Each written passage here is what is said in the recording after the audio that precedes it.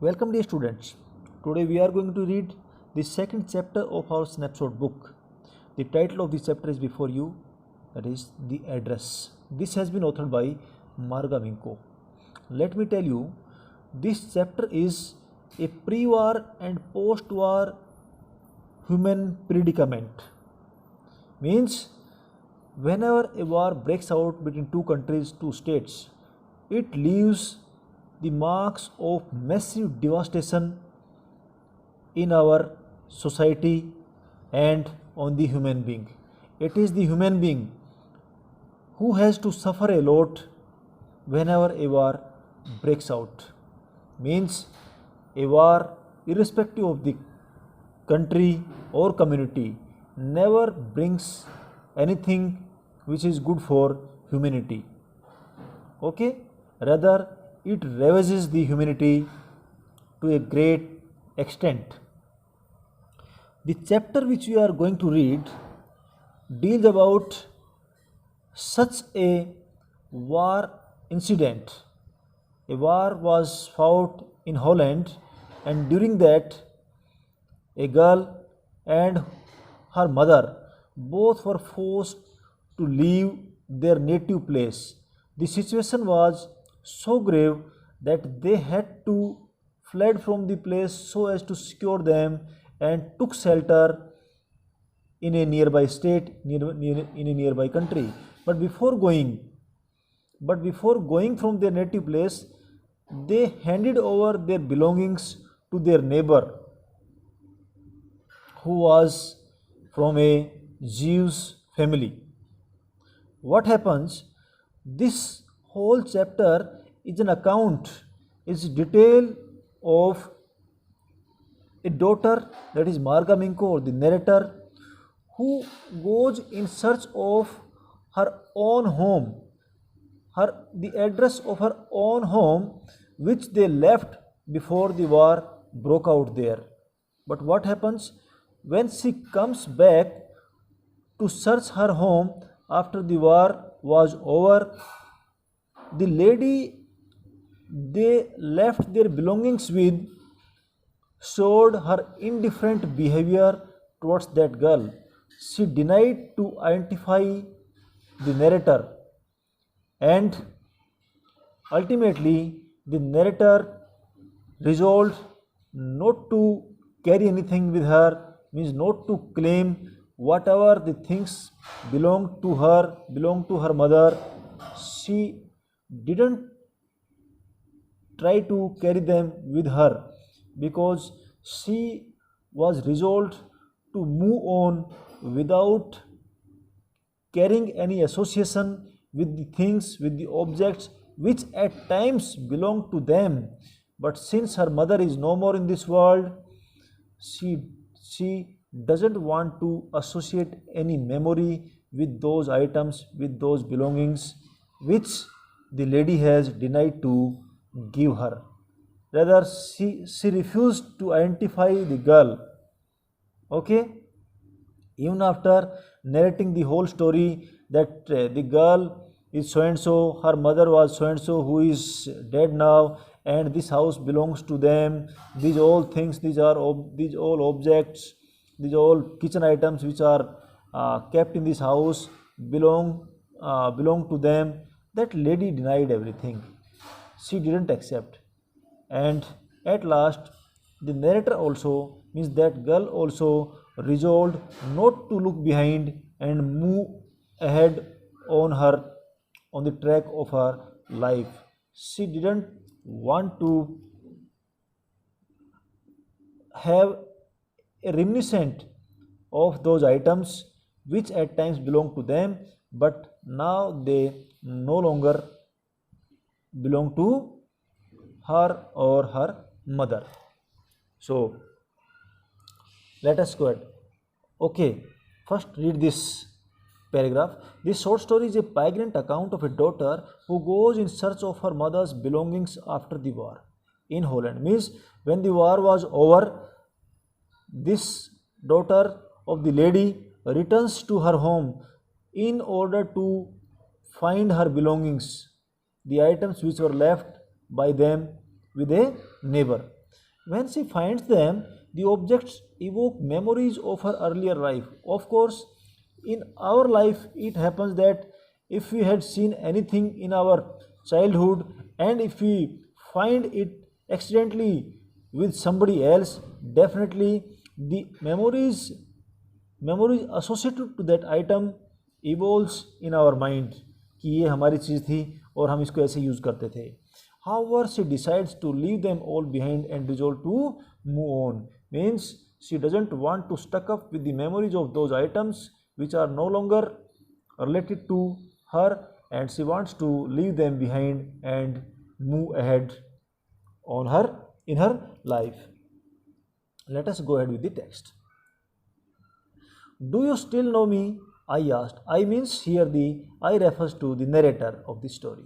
I asked, do you still know me? Means she is asking the lady who was staying in their house, and she asked means the narrator has returned to her home after the war is over. The woman looked at me searchingly. She had opened the door a chink. Opened a door a chink means with a small passage which can be seen between the two planks of a door. So she looked at me searchingly means she tried to identify me. I came closer and stood on this step.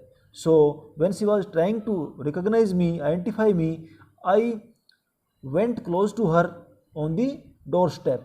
No, I don't know you. She straightway denied me to identify. She said no, she didn't recognize me. I am Mrs. S. daughter. So I told her that I am daughter of so and so, Mrs. S, who was a Jewish lady. Okay, who was a Jewish lady. She is a religion. She held her hand on the door as though she wanted to prevent it opening any further. So when the door was open to a chink, she held the door firmly in order to prevent it from further opening. Means और ज़्यादा ना खुलने से रोकने के लिए. Her face gave absolutely no sign of recognition. Means she pretended as if she was not at all recognizing me. She kept staring at me in silence. She kept quiet. She didn't utter even a single word, and she continuously looked at me. Perhaps I was mistaken. I thought, perhaps it isn't her. So when she showed her indifferent behavior, I even suspected my memory, and I thought that I had gone to a wrong address and this was not the lady whom I wanted to meet. This was not that lady. I had seen her only once, fleetingly, and that was years ago. Means fleetingly means very shortly. So that lady I saw very shortly before leaving from our native place, and that was the matter of years ago. So probably I might have forgotten about her. I thought it was most probable that I had rung the wrong bell. So it was possible that I had gone to a wrong address. The woman let go of the door and stepped to the side. So the woman also opened the door then and stepped to the side. Means she stood to one side of the door. She was wearing my mother's green knitted cardigan. Okay, so this was the overcoat which was worn by that lady, and that cardigan belonged to my mother at times, which was of green color. The wooden buttons, knitted means woman, buna hua.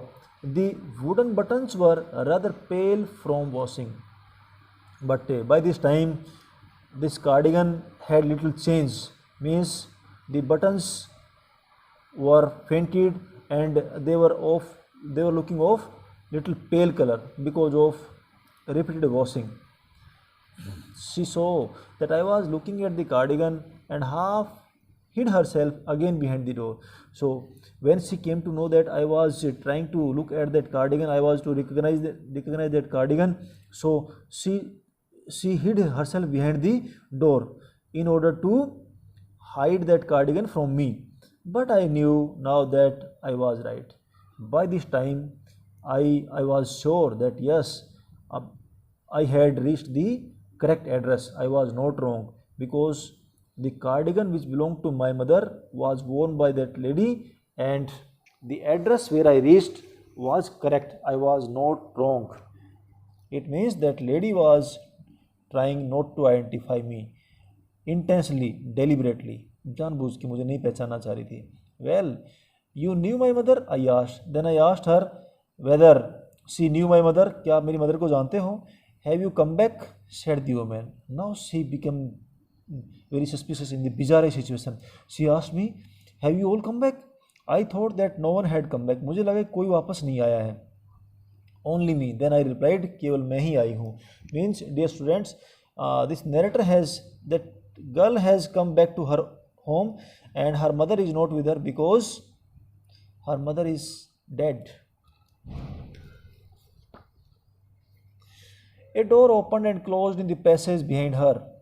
A musty smell emerged. So उसके पीछे एक door और खुला और वहाँ से एक बहुत ही स्टेल और स्टिंकी स्मेल वाज कमिंग. बदबू आ रही थी. I regret I cannot do anything for you.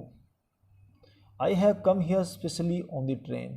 So that lady refused me to help me out. She told me, I can't help you out. I can't do anything for you. Okay.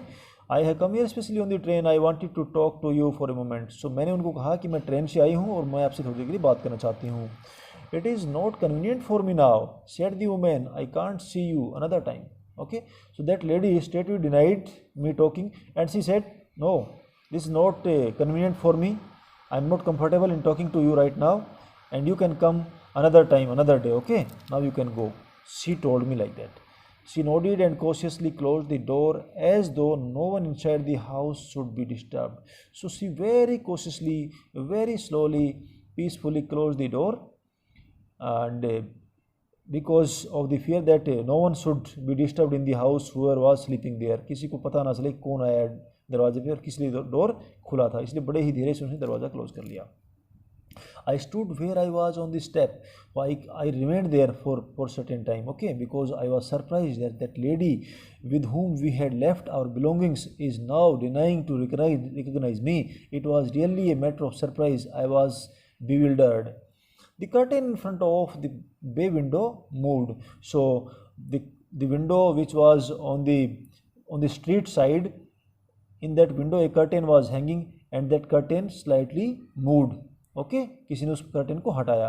Someone stared at me and would then have asked what I wanted. So someone there was looking at me through the window and he might have asked the lady that what I wanted from her. I looked at the nameplate again. Dorling, it said in black letters on white enamel, and on the jam a bit higher the number 46. So before leaving that place, when that lady refused to recognize me, I looked at the nameplate which was pasted on that door. And on that nameplate the Dorling name was written and it was written in black letters on the white background, and a little higher on a doorpost the number of that house was mentioned and that was number 46. So I remember a little bit about the number of my house which was told by my mother many years back. Okay. So as I walked slowly back to the station, I thought about my mother. So when that lady refused to recognize me, ultimately I had left no option but to go back. So when I was going back towards railway station, I was in deep contemplation. I was in deep thought about my mother, and my mother had told me about the address of my house many years back. It had been the first half of the war, and it was the time when the first half of that war was going on. Means first half of war had taken place. I was home for a few days and it struck me immediately that something or other about the rooms had changed. So at that time I was not in my school, means I was not going for my studies, and at that time I was staying at my home with my mother. So I could, as a little girl, I could notice what were the changes brought out in my home by my mother. Okay. So and I could notice that something had changed in my house. I missed various things, and so many things were not available there. Means they were put in in place of each other. Means they were shuffled. Okay, the arrangement of the house was shuffled. My mother was surprised I should have noticed so quickly. So as a little girl, I could notice all the changes very quickly. My mother was even surprised at my observation and the memory associated to my house and its arrangement.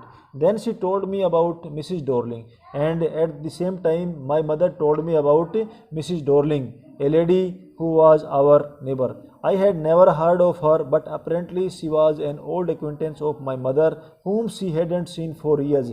Though I, I heard about this lady first time because she was an old acquaintance, she was an old friend of my mother, and even my mother had not seen her for many years. Okay, she had suddenly turned up and renewed their contact. So this lady met my mother after many years, and she became friend of my mother. Since then she had come regularly, and that was the time when she befriended my mother. Since then she came to meet my mother at regular intervals, regular basis. Every time she leaves her, she takes something home. Every time she leaves here, she takes something home with her, said my mother. And at that time, my mother told me that whenever Mrs. Dorling came to our house, she would carry something, she would take some item from our house. She took all the table silver in one go, and she carried all the silver. Table silver means all the cutlery, all the items which were utensils which are used on the dining table. She carried in one go only, means एक ही बार में सब कुछ लेके चलेगी.